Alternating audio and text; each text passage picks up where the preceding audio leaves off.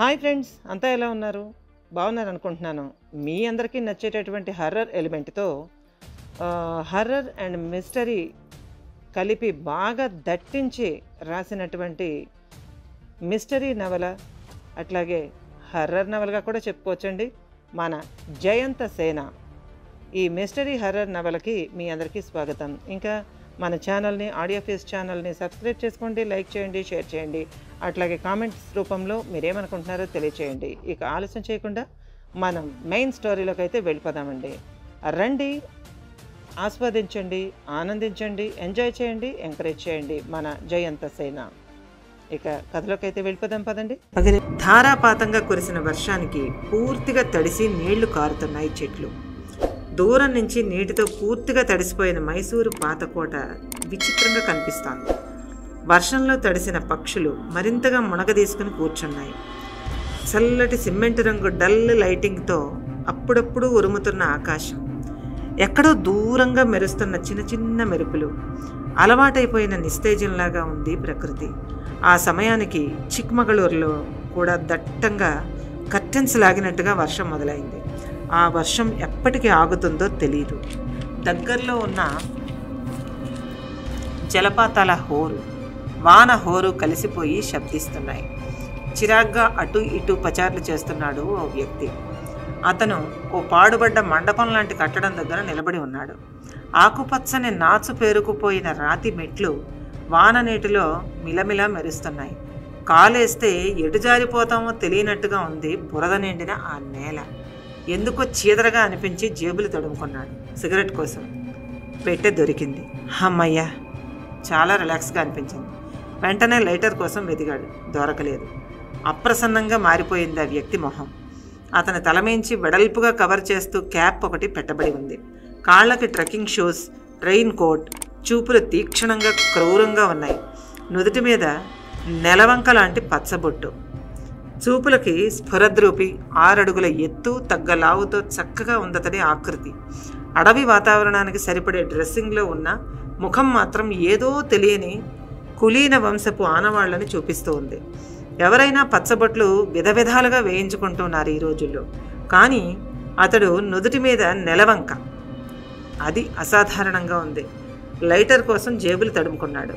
ఒకంత అసహనం, చిరాగ్గా ఉన్నాడు. కాసేపట్లో లైటరు లెఫ్ట్ సైడ్ ట్రాక్ పాకెట్లో దొరికింది.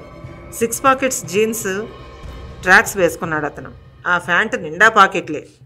క్షణంలో వెలిగింది సిగరెట్. ఆ ఇంపోర్టెడ్ సిగరెట్ని గుండెల నిండా పొగ పీల్చి వదిలాడు. వెచ్చగా ఏదో తెలియని ఉత్సాహం అనిపించింది.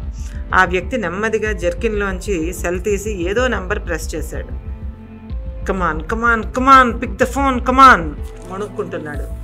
అయినా అతడి ఫోన్ రింగ్ వినిపిస్తోంది కానీ అవతల నుంచి రెస్పాన్స్ లేదు. లాంగ్ రింగ్స్ 2 టైమ్స్ ఇచ్చి షిట్ అనుకున్నాడు. మళ్ళీ ఆగలేనట్టుగా ట్రై చేశాడు. No response. ఆ వ్యక్తి ముఖంలో అసహనం తాలూకు భావం మొత్తం పరుచుకుంది.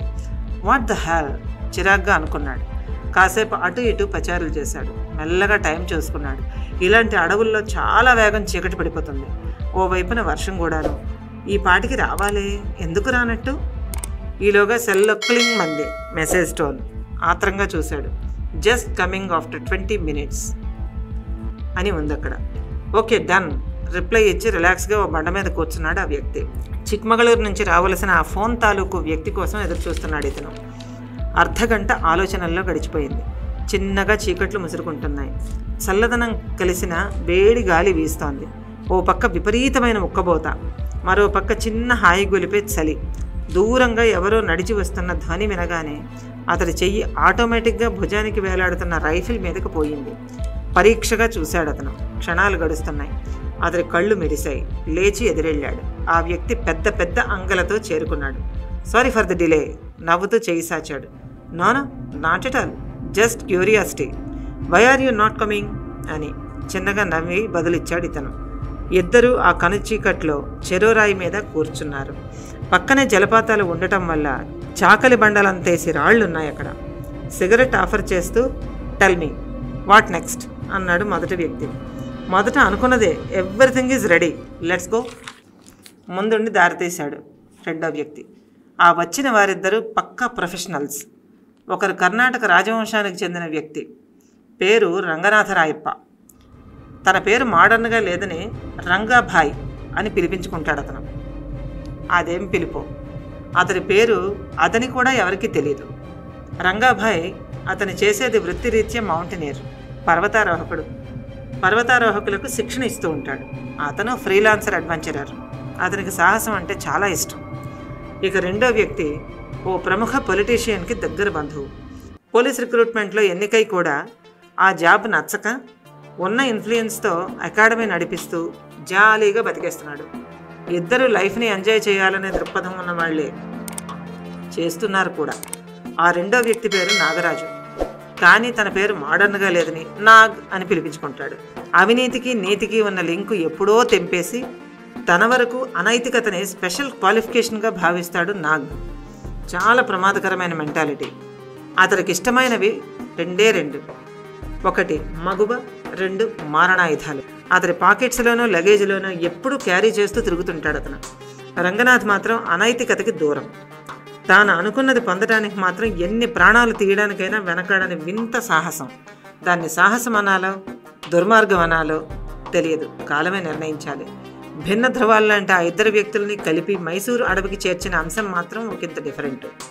మైసూరు పాతకోటలోని ఆ వంశీకులు తమ గుప్త నిధుల్ని దాచిపెట్టారని తమ పూర్వీకులు చెప్పుకోగా విన్న రంగనాథరాయప్ప అది ఎంతవరకు నిజమో తెలుసుకోవడానికి నిర్ణయించుకున్న తరుణంలో ఈ నాగ్ పరిచయం వల్ల ఆలోచనలు గట్టిపడి ఇద్దరు కార్యరూపంలోకి దూకి మ్యాటర్ని ఇక్కడి దాకా తీసుకొచ్చారు. దురాశ ఎంతకైనా తెగిస్తుంది, అందులోనూ డబ్బు, సంపద. ఈ పదంలో ఉన్న శక్తి ముందు సాధారణంగా ఎవరు నిలబలేరు.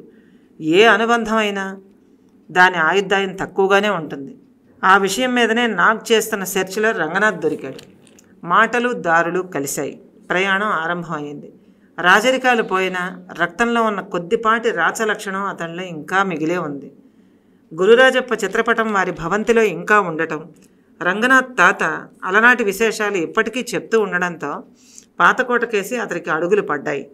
చనిపోయే ముందు అతని తాత విక్రమసింహరాయప్ప చెప్పిన గుప్తనిధి రహస్యం రంగనాథరాయప్పకి నిద్ర లేకుండా చేసేసింది. అంత వాల్యూ మరి. ఎన్నో దారుణాలు కళ్ళారా చూసిన ఆ తరం వెళ్ళిపోయిందని, ఆ నిధి మీద ఎన్నడూ ఆశపడద్దని చెప్పిన తాత మాటల్లోని మంచి ఎప్పుడో గాలికి ఎగిరిపోయింది. పోతూ పోతూ ఆ తాత చెప్పిన అంశం మంజురేఖ.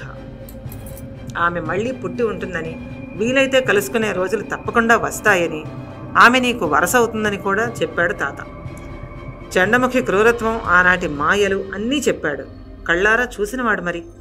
దాదాపు సినిమా కథలా ఉన్న తన వంశ చరిత్రని ఆసక్తిగా మొత్తం తెలుసుకున్న రంగనాథరాయప్ప దొరికితే నిధిని, లేకపోతే మంజురేఖని దక్కించుకోవచ్చన్న ఆశతో ఈ ప్రయాణం మొదలుపెట్టాడు. అయితే నాగ్ మాత్రం ఒక్కటే ఉద్దేశం, గుప్తనిధి. ఈ విషయం ఎంత బాగుంటుందో. గుప్తనిధి అన్న మాటకే పంచప్రాణాలు లేచొస్తాయి. ఎన్ని వందల వేల కోట్లుంటాయో ఏ కంప్యూటరు లెక్క వెయ్యలేనంత నిధి. అంచనా కూడా దొరకని రాజుల కాలం నాటి రహస్య నిధి. అంత కాకపోయినా కొంతైనా దొరక్కపోదుగా అన్న ఆశతో, పైగా ఆ వంశస్థుడి కనుక చాలా ఉపయోగం అన్న ఆలోచనతో చెయ్యి కలిపాడు నాగ్. బెంగళూరులోని ఓ అధునాతనమైన బార్లో కలిసిన స్నేహం 2 ఏళ్లుగా పెరిగి ఇప్పుడు మైసూర్ పాతకోట దిశగా అడుగులు వేయించింది. వీరిద్దరి ప్రయాణాన్ని గమనించిన చండముఖి కళ్ళు విచిత్రంగా మెరిశాయి. అంతరంగం పళ్ళు కొరికింది. ఆ తర్వాత వింతగా, క్రూరంగా, కఠినంగా వాళ్ళిద్దరినే వెంటాడుతున్నాయి చండముఖి కళ్ళు. ఇంకా ఉంది. ఇది గైస్ ఈ పార్ట్. ఎలా ఉంది? మీరేమనుకుంటున్నారు? మీకు కూడా నచ్చింది అనుకుంటున్నాను.